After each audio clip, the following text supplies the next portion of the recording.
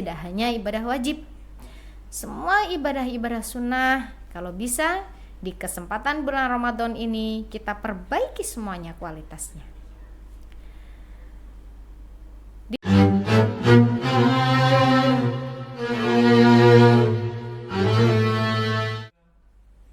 Assalamualaikum warahmatullahi wabarakatuh.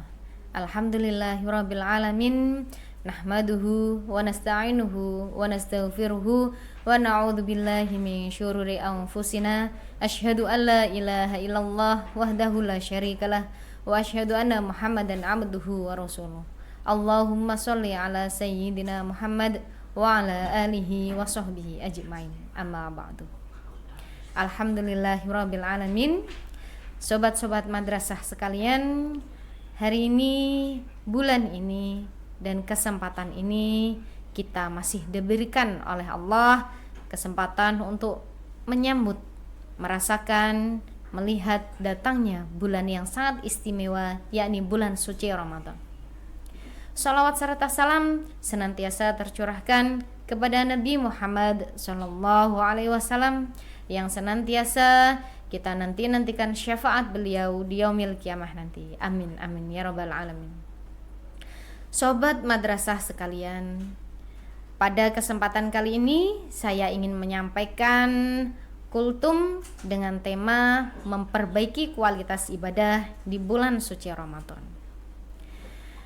Ramadan ini seperti training camp teman-teman sekalian. Training camp yang artinya adalah tempat latihan. Tempat latihan apa? Tempat latihan untuk kita semuanya dalam memperbaiki kualitas ibadah kita.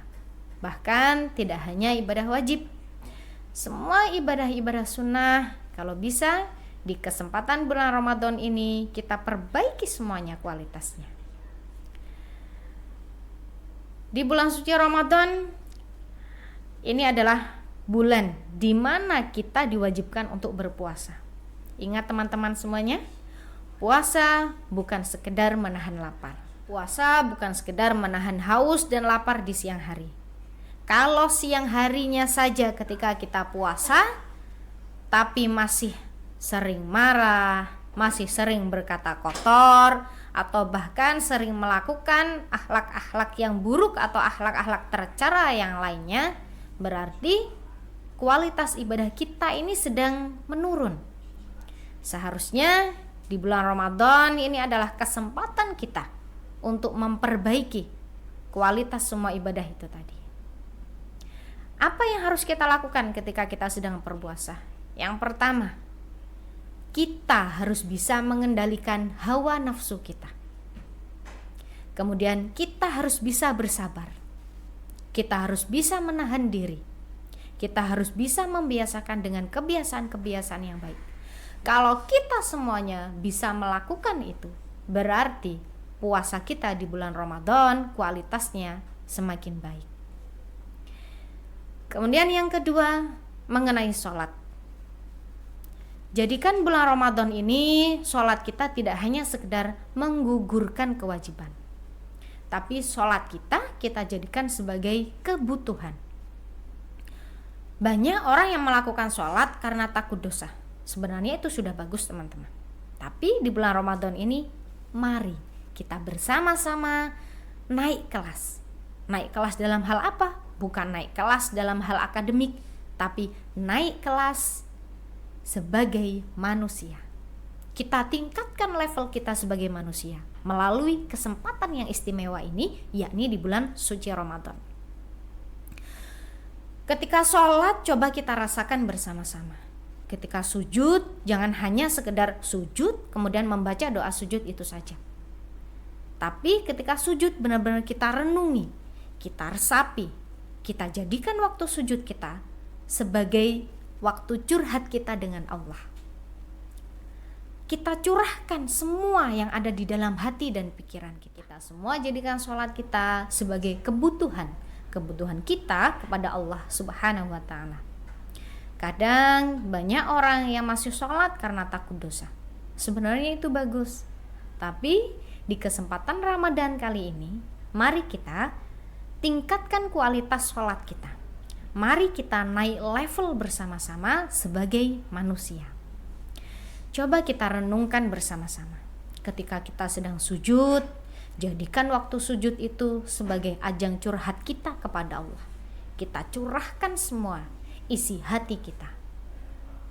Kita sampaikan apa yang ada di dalam hati dan pikiran kita kepada Allah. Ketika kita sudah nyambung dengan Allah, kita tidak akan pernah terputus doa kita kepada Allah. Allah tidak perlu kuota, Allah tidak perlu sinyal untuk mendengarkan semua curhatan dari kita. Kemudian pada bulan Ramadan kita juga identik dengan sholat tarawih, teman-teman.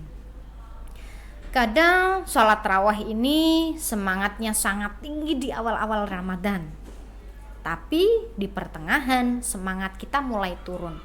Apakah itu juga berpengaruh dengan keimanan kita di bulan Ramadan?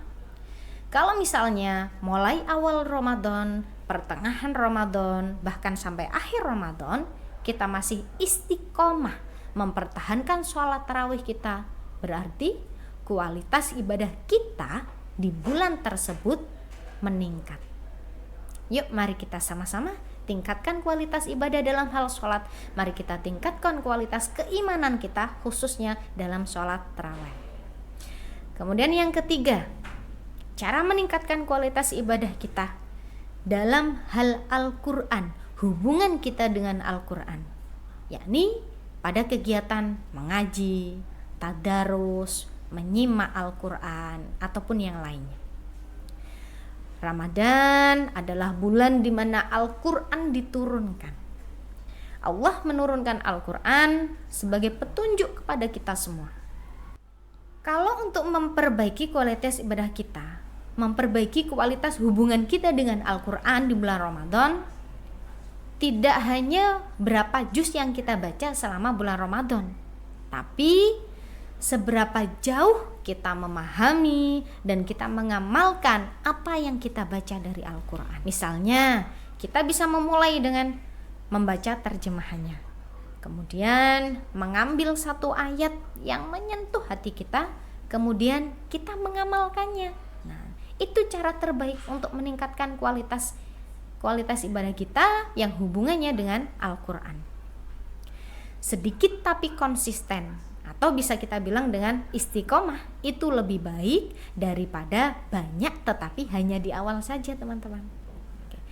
Teman-teman sekalian yang dirahmati oleh Allah, untuk yang keempat, cara meningkatkan kualitas ibadah kita yaitu dengan menumbuhkan rasa ikhlas dalam hati kita. Kunci dari kualitas ibadah adalah keikhlasan dari dalam hati kita. Ibadah semua yang kita lakukan di bulan suci Ramadan jangan dijadikan sebagai ajang pamer semata, tetapi benar-benar bagaimana cara kita menjalankan semua ibadah itu dengan hati yang ikhlas, dengan tekad yang kuat, dengan niat yang lurus. Insya Allah kalau kita bisa melakukan itu semua ibadah yang kita lakukan di bulan suci Ramadan otomatis akan meningkat kualitasnya.